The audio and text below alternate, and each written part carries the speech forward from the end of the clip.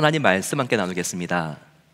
은혜 받으실 하나님 말씀 사도행전 2장 29절에서 42절까지의 말씀입니다. 사도행전 2장 29절 42절까지의 말씀 한 절씩 같이 교독합니다. 형제들아, 내가 조상 다윗에 대하여 담대히 말할 수 있노니 다윗이 죽어 장사되어 그 묘가 오늘까지 우리 중에 있도다. 그는 선지자라. 하나님이 이미 맹세하사 그 자손 중에서 한 사람을 그 위에 앉게 하리라 하심을 알고 미리 본고로 그리스도의 부활을 말하되 그가 음부에 버림이 되지 않고 그의 육신이 썩음을 당하지 아니하시리라 하더니 이 예수를 하나님이 살리신지라. 우리가 다 이 일의 증인이로다.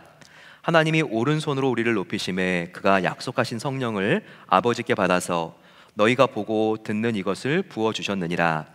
다윗은 하늘에 올라가지 못하였으나 친히 말하여 이르되 주께서 말씀하시기를 내가 내 원수로 내 발등상이 되게 하기까지 너는 내 우편에 앉아 있으라 하셨도다 하였으니 그런즉 이스라엘 온 집은 확실히 알지니 너희가 십자가에 못 박혀 죽인 이 예수를 하나님이 주와 그리스도가 되게 하셨느니라 하니라. 그들이 이 말을 듣고 마음에 찔려 베드로와 다른 사도들에게 물어 이르되 형제들아, 우리가 어찌할꼬 하거늘. 베드로가 이르되 너희가 회개하여 각각 예수 그리스도의 이름으로 세례를 받고 죄 사함을 받으라. 그리하면 성령의 선물을 받으리라. 이 약속은 너희와 너희 자녀와 모든 먼데 사람 곧 주 우리 하나님이 얼마든지 부르시는 사람들에게 하신 것이라 하고 또 여러 말로 확증하며 권하여 이르되 너희가 이 패역한 세대에서 구원을 받으라 하니 그 말을 받은 사람들은 세례를 받음에 이 날의 신도의 수가 3,000이라 더하더라. 그들이 사도의 가르침을 받아 서로 교제하고 떡을 떼며 오로지 기도하기를 힘쓰니라. 아멘. 24년 새해 표어는 회복을 넘어 부흥으로라고 하는 표어입니다. 이 부흥을 영어로 뭐라 그럴까요? 부흥을 우리가 리바이벌이라고 하죠. 리바이벌이라고 하는데 여기 지금 그로스라고 되어 있는데요.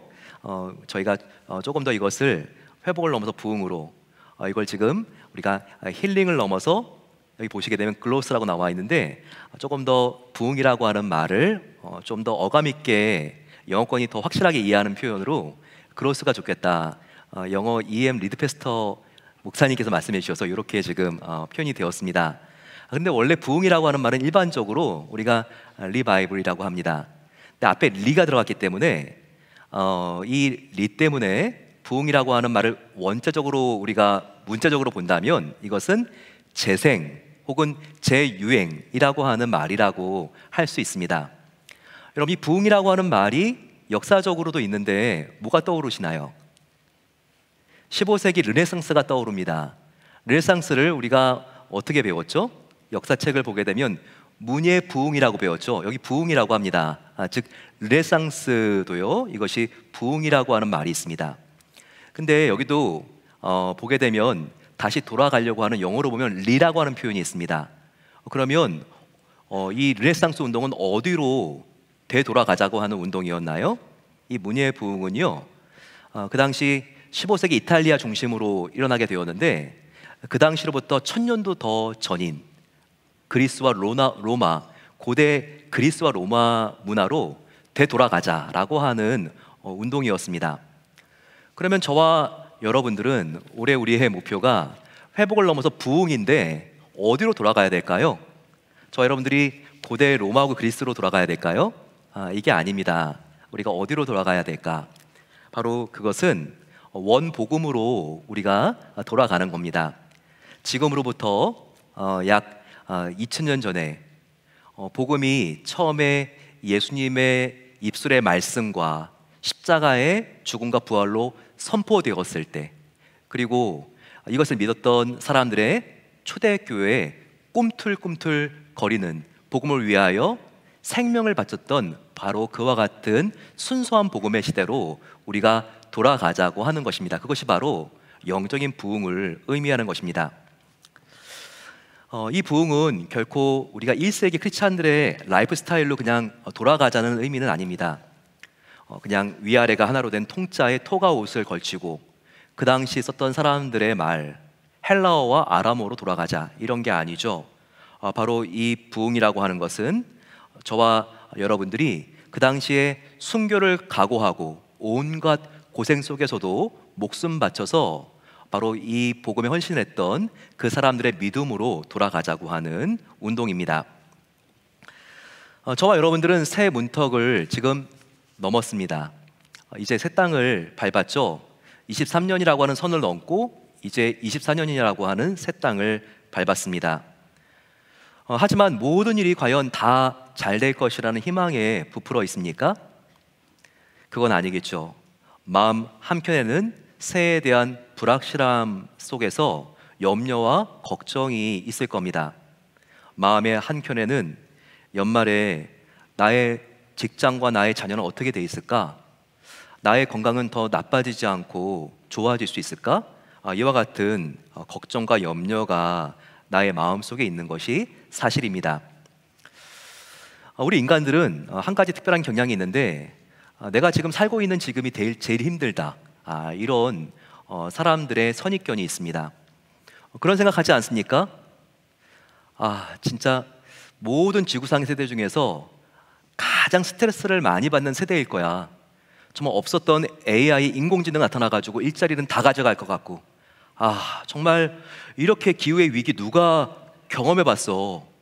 이렇게 정말 갑자기 추워졌다가 갑자기 더워졌다가 이런 위기 누가 경험해봤어? 우리는 이런 생각을 하면서 나의 세대가 제일 불행하다, 이런 생각들을 하지 않습니까?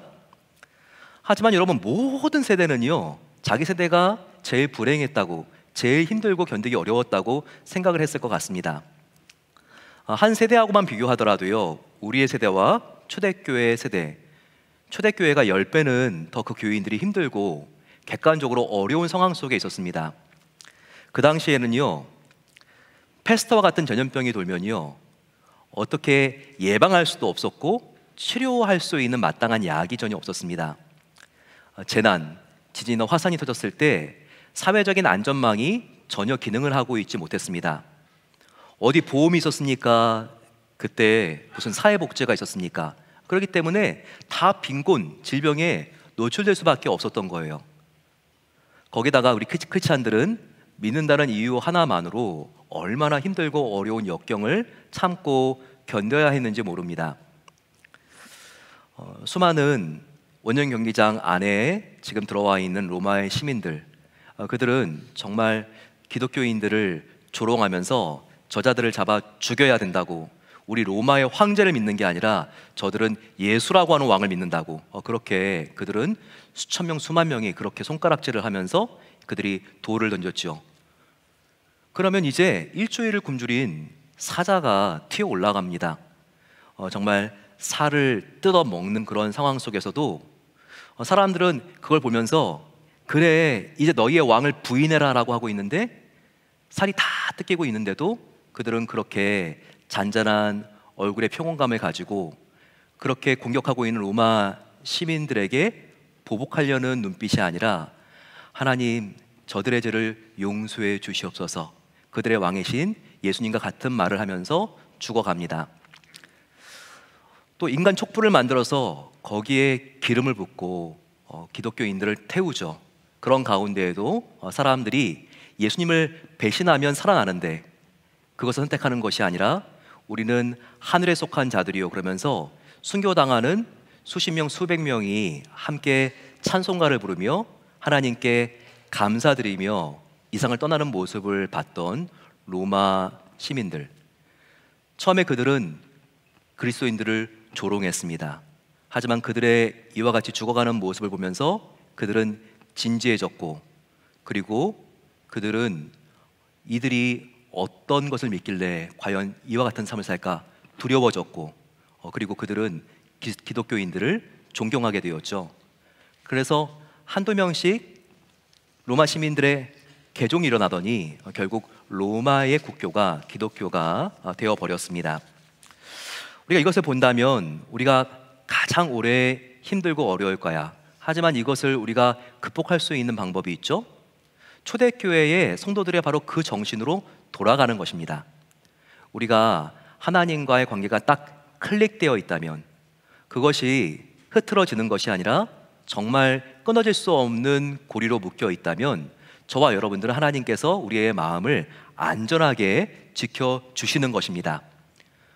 죽음을 두려워하지 않았던 초대교회 성도들, 우리가 그들과 같은 마음을 품을 수 있다면, 우리가 올해 나의 건강과 직장과 가정에 어떤 일이 생긴다 할지라도 우리는 그 역경을 뛰어넘을 수 있는 놀라운 마음의 힘을 하나님께서 공급해 주신다는 것입니다. 현대인들은 지독한 개인주의 속에 살고 있습니다. 특별히 현대의 개인주의를요, 표현주의적인 개인주의라고 합니다. 하워드 셔먼이라고 하는 사회학자는 우리가 지난 세기의 개인주의라고 한다면 침묵적인 개인주의였습니다. 한 사람이 조용하게 자기 세계에 갇혀가지고 남들하고 서로 소통하지 않고 그냥 그와 같은 개인주의를 가졌다는 거예요. 하지만 지금 2024년 근래 개인주의는 양상이 바뀌었습니다. 표현주의적인 개인주의라는 거죠. 나의 생각과 나의 행동 방식을 표현하면서 누리는 아주 특별한 개인주의가 지금 시작이 되었고 사회로 전파되고 있다는 거예요. 대표적인 예로 특별히 인스타그램과 같은 SNS를 지적하고 있습니다. 요즘 맛있는 음식이 나오면 어떡합니까? 자녀들 다 사진 찍죠. 인스타그램에 그리고 또 올립니다. 통계에 따르면 전 세계적으로 하루에 4천만 장의 사진들이 인스타그램에 올라온다고 합니다. 1초에 8천 개의 좋아요가 인스타그램에 찍히게 되고요. 그리고 1초에 1,000개의 댓글이 올라옵니다. 딱 하는 1초에 말이죠. 현재 스마트폰의 사용자의 40%가 인스타그램을 이용하고 있습니다. 평균 1시간 이상 인스타그램을 사용하고 매달려 있다고 합니다. 하워드 셔먼은요, 이와 같은 모습을 보면서 이게 표현주의적인 개인주의라고 이렇게 말하면서 이렇게 말합니다. 당신 안에는 당신의 목소리를 기다리고 귀를 기울이고 있는 존재가 있습니다. 만약 당신이 당신의 진정한 목소리를 듣지 못한다면 평생 당신은 당신이 아닌 다른 사람에게 끌려가는 인생을 살다가 마치게 될 겁니다. 그래서 인생에 정말 무엇보다 중요한 것은 자아를 발견하고 자아를 실현하는 것이라고 주장을 합니다. 그런데 자기 표현이라고 하는 것이 바로 이와 같이 자아를 추구하고 실현하는 데 굉장히 중요한 수단이라고 이렇게 주장하고 있는 겁니다. 이렇게 자기의 내면에 있는 목소리를 근거해서 자기의 존재감을 느끼고 자기의 목소리에 의거해서 판단하고 결정하고 선택을 하는 것, 바로 그것이 현대사회의 가장 중요한 미덕이라고 여겨지고 있다는 거예요. 하지만 하나님은 다른 말씀을 하십니다. 하나님은 결코 하워드 셔먼의 말에 동의하지 않아요. 우리 인간이 진정한 행복을 찾기를 원한다면, 우리가 정말 행복하기를 원한다면 나의 내면의 목소리가 나의 인생을 결정하는 것이 아니라 절대 우리를 영원히 사랑하시는 하나님의 말씀이 우리 안의 목소리로 들려야 한다고 말하고 있습니다. 나의 마음이 하나님의 나라가 되어야 된다는 것이죠. 이것은 무엇입니까? 그러기 위해서는 나의 목소리가 아니라 하나님의 사랑의 영원한 말씀이 나의 마음을 지배하고 다스려야 된다는 것입니다. 하나님의 생명의 말씀이 결여되었을 때 가벼운 나의 위로와 공감의 목소리만으로는요, 우리의 영적인 상태가 계속 그 자리를 맴돌다가 결국은 정말 침체의 일로를 걷게 됩니다.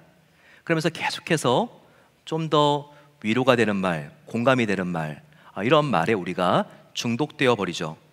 이런 게 나쁜 것이 아닙니다. 하지만 계속해서 하나님의 절대 생명의 사랑의 말씀이 아니라 내 목소리가 나를 지배하게 되면 이런 가벼운 위안으로는요, 우리가 그 깊은 슬픔과 우울에 늪으로부터 우리가 빠져나올 수가 없다는 것입니다.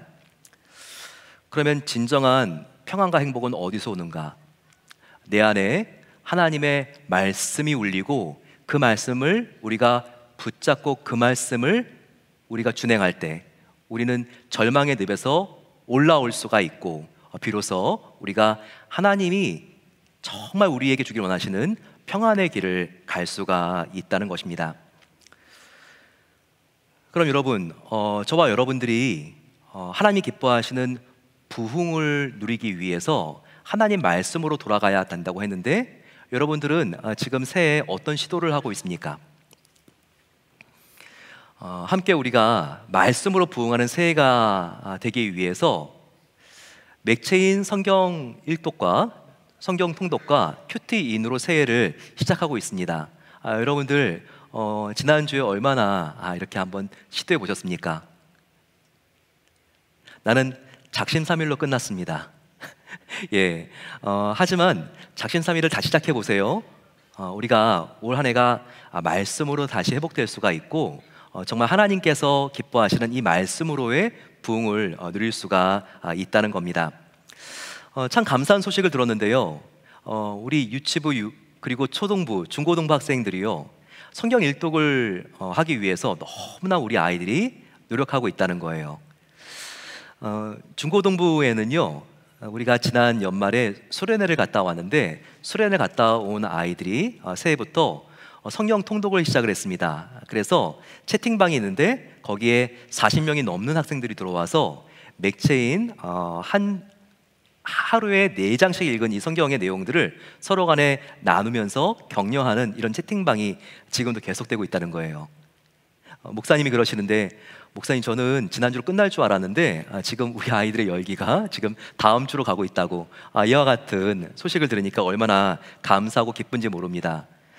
이렇게 어릴 때부터 우리의 자녀들이 일독할 수 있도록 도와주고 계시는 전도사님들과 목사님들이 얼마나 감사한지 모릅니다.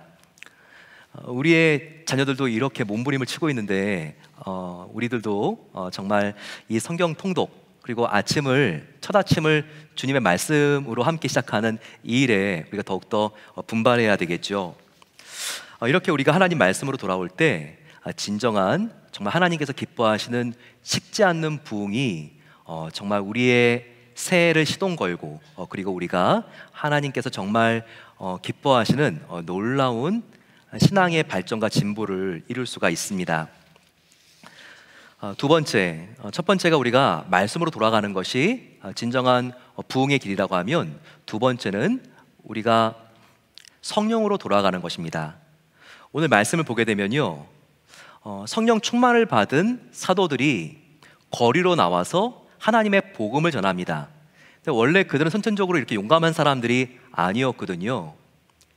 예수님이 십자가에 달려 죽으셨을 때 베드로 포함해서 제자들이 다 예수님을 부인하고 돌아갔습니다. 하지만 성령을 받았을 때 그들이 어떻게 변화를 받습니까? 그들이 복음을 부끄러워하는 자들이 아니라 담대하게 거리로 나가서 복음을 외칩니다.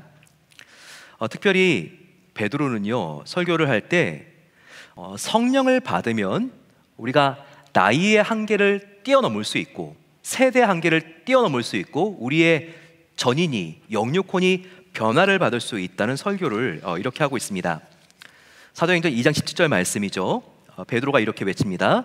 이는 곧 선지자 요엘을 통하여 말씀하신 것이니 일러스되 하나님이 말씀하시기를 말세에 내가 내 영을 모든 육체에 부어주리니 너희의 자녀들은 예언할 것이요 너희 젊은이들은 환상을 보고 너희 늙은이들은 꿈을 꾸리라 라고 이렇게 설교했습니다. 여기 보게 되면요 우리가 성령을 받으면 하나님의 영이 임하면 정말 어려운 일 우리의 한계를 뛰어넘을 수 있는 놀라운 능력이 생긴다는 말씀이 약속이 여기에 있는 것입니다. 한번 생각해 보세요. 자녀들은 예언할 것이요 청년들은 환상을 보고 늙은이들은 꿈을 꾸리라. 저는 이 늙은이라고 하는 단어가 좀 고쳐졌으면 좋겠습니다. 어르신이라는 단어로 제가 바꾸겠습니다. 보게 되면요 한번 생각해 보세요. 여기 지금 보게 되면 자녀들은 예언할 것이라 그랬는데 이 예언은 가르치는 것입니다. 자녀들이 과연 가르치는 게 쉬울까요? 아니면 여기 나와 있는 것처럼 어른신처럼 꿈을 꾸는 게 쉬울까요? 우리 자녀들은요, 예언하는 것보다 가르치는 것보다 꿈을 꾸는 것이 훨씬 더 익숙한 세대입니다. 어르신들은 어떨까요? 꿈을 꾸는 게 쉬울까요? 아니면 예언하고 가르치는 게 쉬울까요? 예언하고 가르치는 게 쉬운 것이죠. 그런데 하나님의 영을 받으면 어떻게 된다고 여기 나와 있습니까? 자녀들도 어르신들처럼 예언할 수 있고 늙은이도 자녀들처럼 꿈을 꿀 수 있다. 그 앞에 당면한 한계를 뛰어넘을 수 있다는 말씀을 여기에 이렇게 하는 것입니다. 여러분, 정말 그렇습니다. 이 일은 정말 내가 할 수 없는 일이야. 나의 지금의 건강 상태로, 나의 지금 배운 수준으로, 지금 나의 영어 실력으로 나는 이건 할 수가 없어. 지금 이미 단정 내리고 포기한 일이 있습니까? 그렇게 하지 말라는 거예요. 주님의 영이 임하면 내가 하나님의 나라를 위해서 나의 영어 실력, 나의 나이, 나의 지식 수준 내가 뛰어넘겠습니다. 나의 건강도 뛰어넘겠습니다. 주님의 영광을 위하여 주님 성령 충만을 주시옵소서. 우리가 이렇게 기도하면 하나님이 그 한계를 뛰어넘을 수 있는 놀라운 은혜를 주신다는 약속이 여기에 나와 있는 겁니다. 실제로 한국의 초창기의 선교 역사는요, 이와 같이 한계를 뛰어넘은 사람들에 의하여 진행이 되었습니다. 한국의 최초의 선교사는 언더우드와 아펜젤러 선교사님이시죠.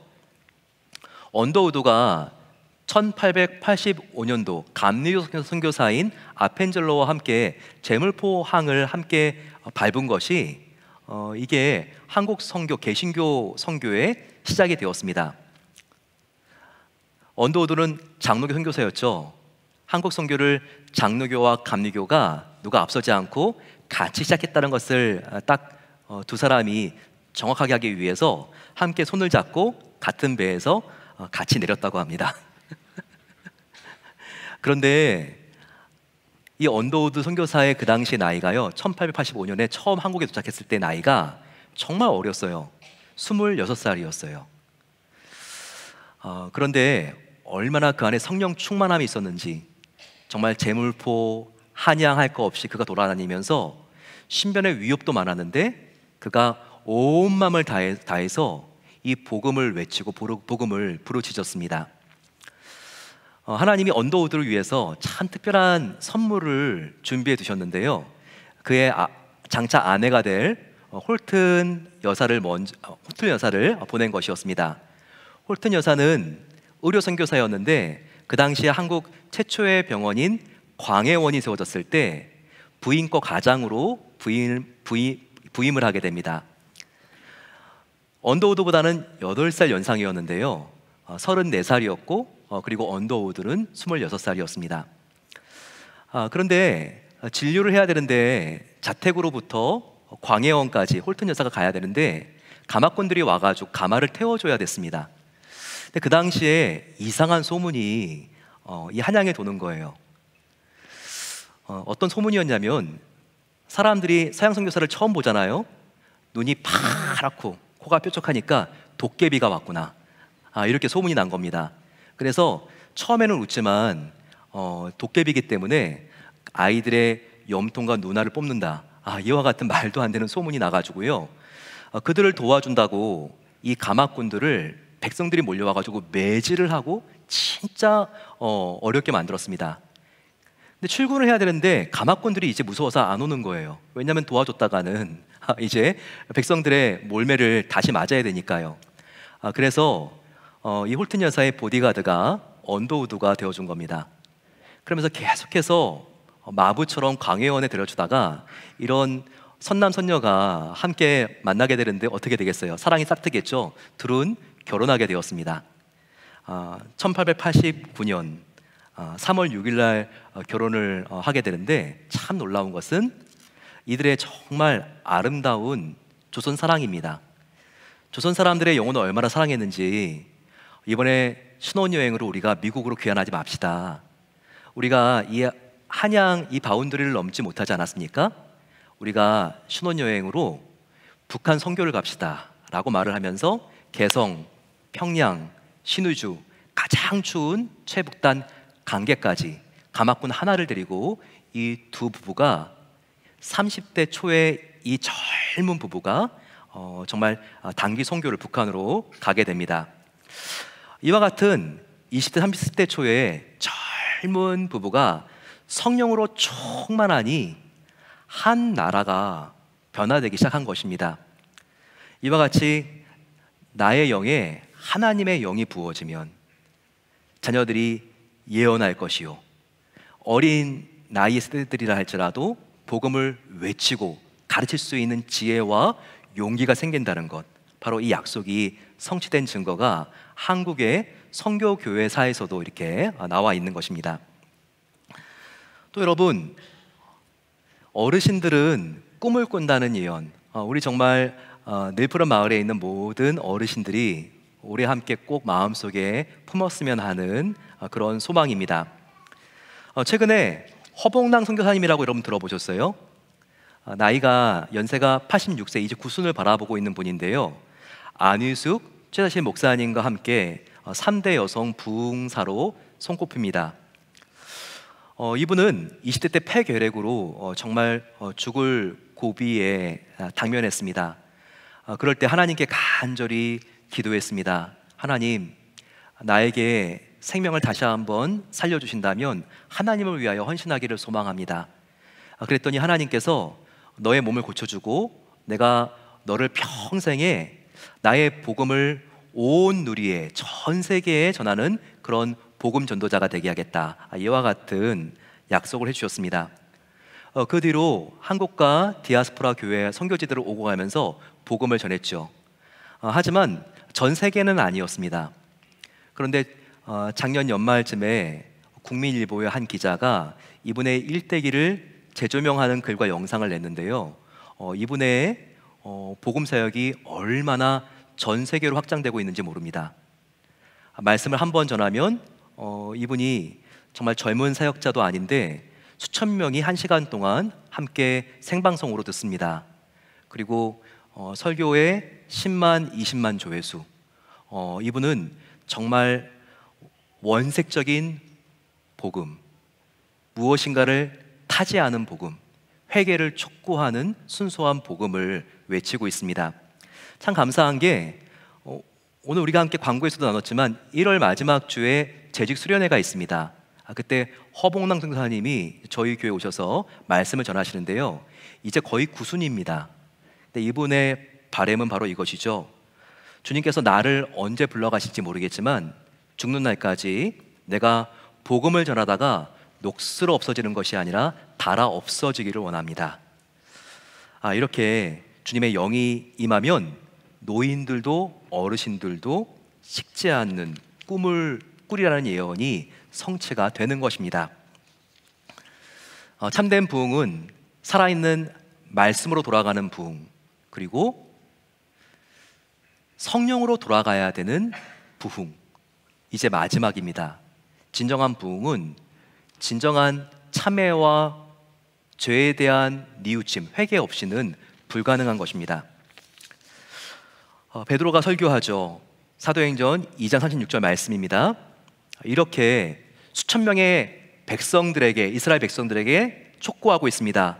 그런즉 이스라엘 온 집은 확실히 알지니 너희가 십자가에 못 박은 이 예수를 하나님이 주와 그리스도가 되게 하셨느니라 라고 외칩니다.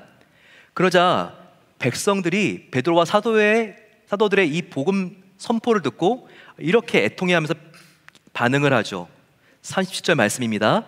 그들이 이 말을 듣고 마음에 찔려 베드로와 다른 사도들에게 물어 이르되 형제들아 우리가 어떻게 알고 하거늘. 이 말에 대하여 베드로는 이렇게 외칩니다. 회개하라. 너희가 저로부터 뉘우치고 이제 새로운 삶으로 돌아갈 때, 바로 그때만이 성령을 선물로 받을 수 있고 새로운 삶을 살 수 있다는 것을 외치게 됩니다. 여러분, 우리가 정말 성령 충만을 받기 위해서는요, 우리가 정말 우리의 죄를 회개하는 것이 얼마나 중요한지 모릅니다. 특별히 큐티인 성경 공부 교재로 우리가 콰이어 타임을 큐티를 하게 되면서 참 많은 분들이 저에게 와서 여러 가지 느낌들을 나눠 주셨어요. 이 큐티집이 참 좋습니다. 너무 성경에 대한 해석과 적용들이 이렇게 잘 돼 있는 것 같습니다. 그런데 몇 분이 저에게 이런 소감들을 또 나눠 주시는 거였습니다. 그런데 이 간증 묵상이 너무나 죄에 대하여 적나라하게 고백을 하는 거기 때문에 좀 과한 것 같습니다. 그래서 조금 마음에 부담이 되는 것도 사실이었습니다. 이와 같은 말씀하시는 분들이 계셨어요. 근데 여러분, 제가 한번 이 말을 듣고 생각해 봤습니다. 과연 가만히 보니까 이와 같은 자기의 삶을 뉘우치는 그런 고백들이 좀 과하게 느껴지는 것은 사실이었어요.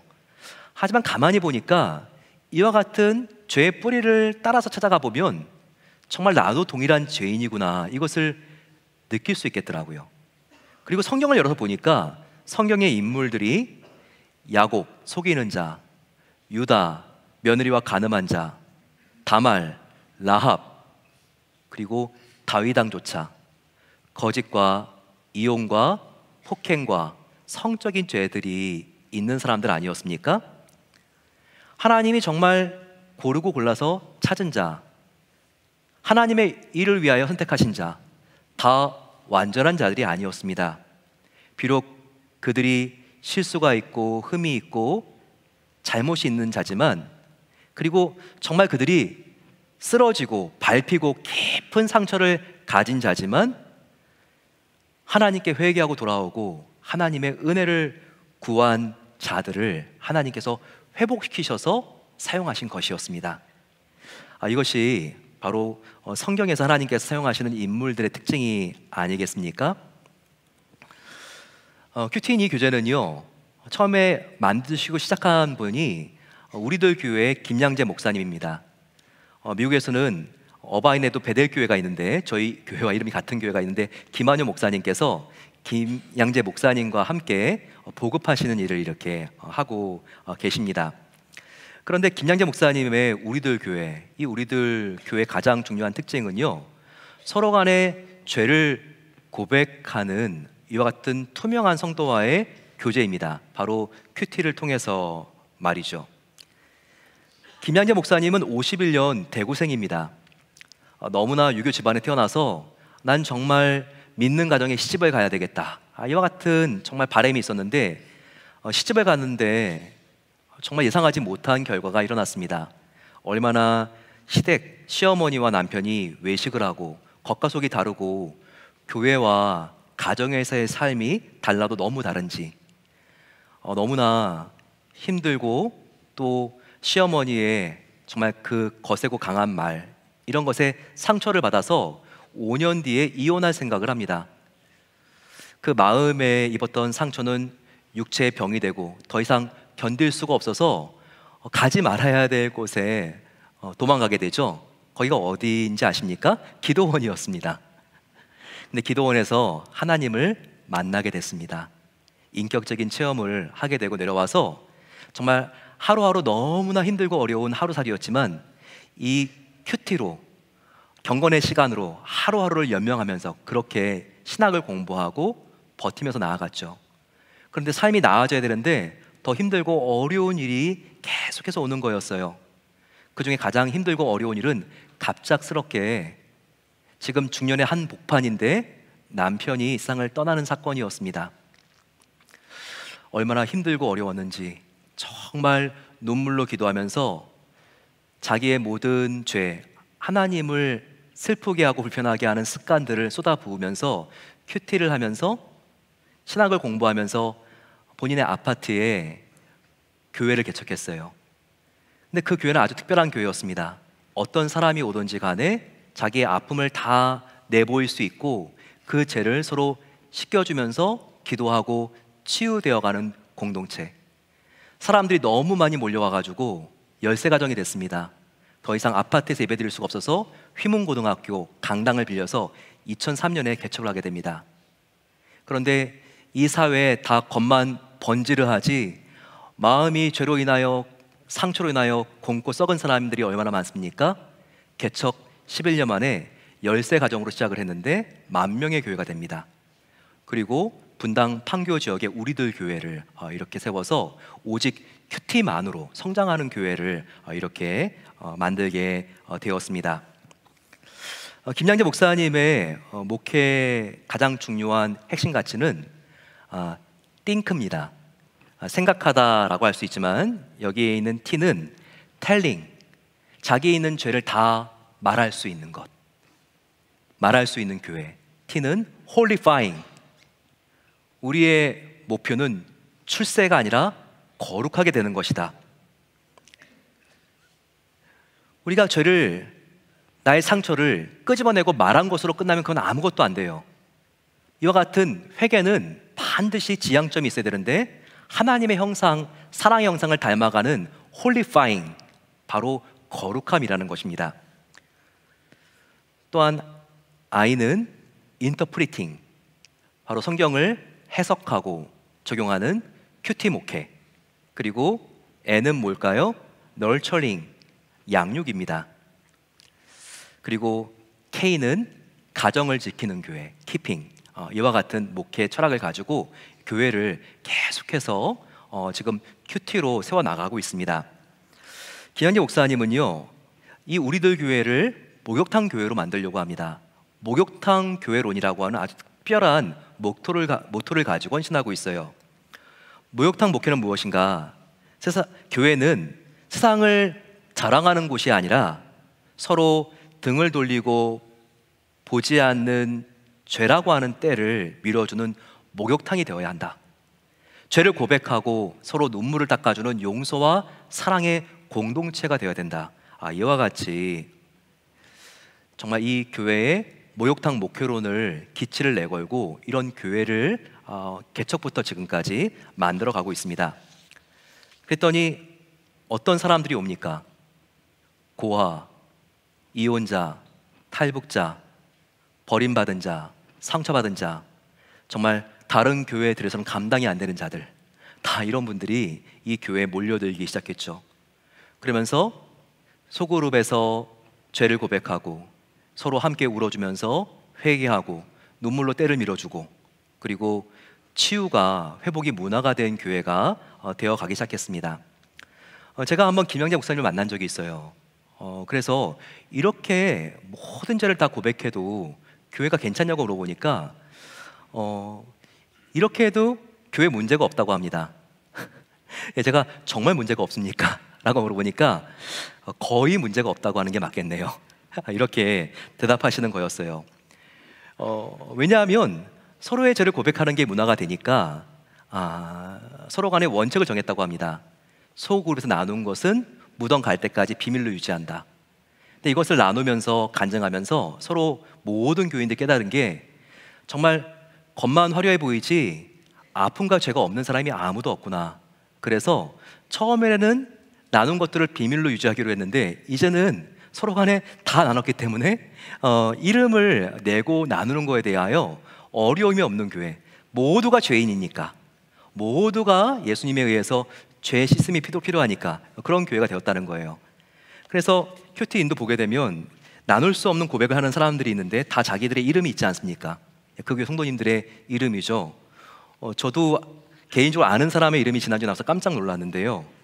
그런데 정말 교회 문화 자체가 이렇게 변화된 것입니다. 참된 부흥, 이것은 죄에 대한 고백 없이는, 형식적인 고백이 아니라 진정한 고백 없이는 이것이 되지 않는 것입니다. 새해 저와 여러분들은 진정한 부흥을 원하고 있습니다. 그러기 위해서는 우리가 살아있는 말씀으로 돌아가야 합니다. 또 성령님으로 돌아가야 됩니다. 그리고 회개로 꼭 돌아가야 된다는 것, 이것을 우리가 잊지 말아야 하는 것입니다. 마지막으로 성경은 성령님을 무엇으로 많이 비유하는가? 불로 많이 비유하죠. Fire, 불로 비유합니다. 죄를 소멸하는 불, 성령님. 그리고 불은 어떤 특성이 있죠? 전염됩니다. 내 안에 있는 성령의 불은 나의 죄를 끄집어내서 불사른 다음에 내가 정말 이 불꽃 같은 열정이 생기면 이 기쁨과 감격을 주위에 있는 사람들에게 전염되게 합니다. 나의 자녀, 나의 부모, 나의 배우자, 사랑방 식구들, 나의 직장 동료들, 그리고 내가 아는 사람들에게 이 성령의 불은 전염되게 되어 있습니다.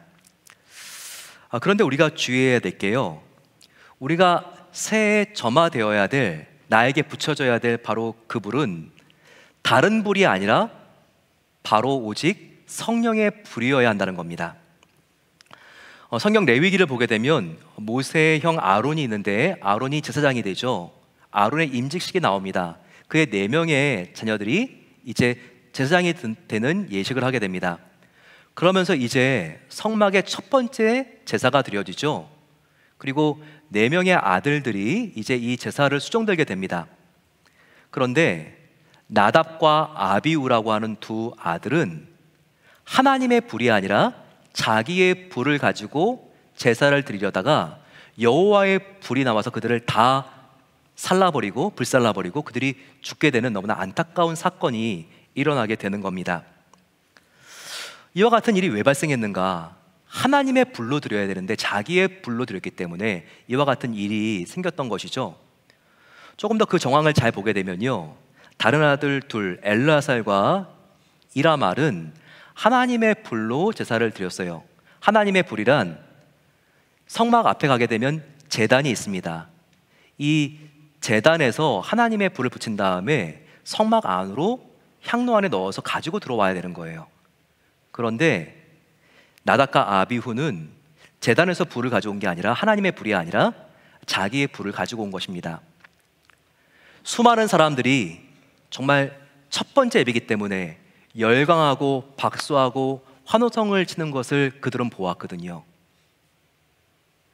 그것을 본 그들은요, 하나님의 불, 여호와의 제단의 불을 가지고 와야 되는데 그들은 이게 어디서 가져온 불인지 모르겠습니다.